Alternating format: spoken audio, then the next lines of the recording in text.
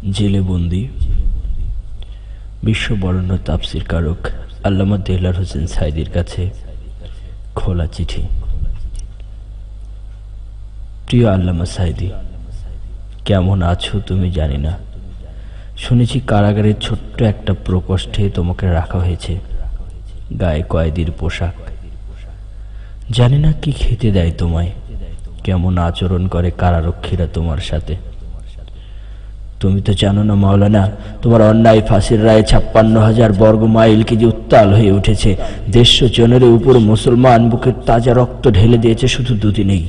অবাক হয়ে না মাওলানা, সারা জীবন তুমি তাদের পবিত্র কোরআন এবং হাদিস থেকে অনেক কিছু শিক্ষা দিয়েছ।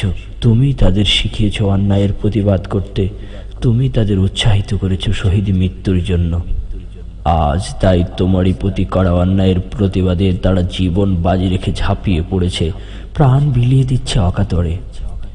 প্রিয় নেতা, ফাঁসির আদেশ এ অবধি কত বড় বড় আলমের বিরুদ্ধেই তো হয়েছে, তাদের কাউকে কাউকে ফাঁসিও দেওয়া হয়েছে। তারা সকলেই গর্বিত মুখে ফাঁসি কাস্টে গিয়ে দাঁড়িয়েছে অন্যায় এবং জুলুমের প্রতিবাদ করার জন্য, সত্য কথা বলার জন্য তাদের ফাঁসি হয়েছে।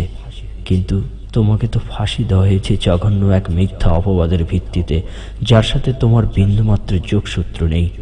আল্লামা সাঈদী, এই জন্য হয়তো তোমার মনটা ছোট হয়ে আছে, বুকের ভেতর অনেক চাপা অভিমান জমে আছে। দুঃখ করো না প্রিয় নেতা, বাংলার মানুষ একথা বিশ্বাস করেনি, করবেও না কখনো। তারা কত ভালোবাসে তোমায়, তুমি তা কল্পনাও করতে পারবে না কখনো। তাদের চিন্তা চেতনায়, কল্পনায়, অস্তিত্বে এতটাই মিশে আছো তুমি, এতটাই যে মাঝরাতে চাঁদের শুভ্র বুকেও তোমার নিষ্পাপ মুখ দৃষ্টিভ্রমে দেখতে পায় তারা। মাওলানা গো, কতকাল দেখি না তোমাকে সরাসরি স্টেজে।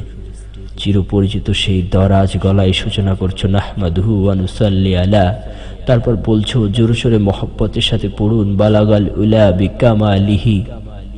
জীবনে আর কি কোনোদিন দেখব না স্টেজে তোমাকে? আর একটি বারের জন্য আল্লাহ কি তোমাকে জালিমে শাসকের ফাঁসির দড়ি থেকে বাঁচিয়ে আর একটি বারের জন্য আমাদের সামনে এনে হাজির করবে না? আল্লামা সাঈদী, কবে আসবে তুমি আবার ফিরে? তুমি কি আসবে না? আমরা কি পাবো না তোমাকে আগের রূপে? তুমি কি কোরআনের দাওয়াত নিয়ে আসবে না আর আমাদের কাছে? আমরা কি শুনবো না তোমার সেই সুমধুর কণ্ঠ? তুমি কি আমাদের ডাকবে না আর দিনের পথে? তোমার নেতৃত্বে আমরা কি আন্দোলন সংগ্রামে নামতে পারবো না আর? তুমি কি ফুরিয়ে গেছো? তুমি কি জালিমের কারাগার থেকে আর ফিরে আসবে না? ইনশাআল্লাহ তোমাকে আসতেই হবে, আসতেই হবে, কারণ বিশ্বের ২৪ কোটি বাংলা ভাষাভাষীর সাথে অপেক্ষার প্রহর গুনছে আরো কত ইসলামী প্রাণ। আমাদের জন্য দোয়া করো তুমি প্রিয় সাঈদী। আমরা আমাদের রক্তের শেষ বিন্দু দিয়ে হলেও তোমাকে ফাঁসির দড়ি থেকে বাঁচাতে চেষ্টা করব ইনশাআল্লাহ।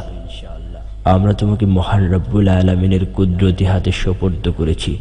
তুমি ভালো থেকো প্রিয় নেতা, ভালো থেকো। ইতি তোমারই ভক্ত গুণমুগ্ধ বাংলার ১৬ কোটি জনতা।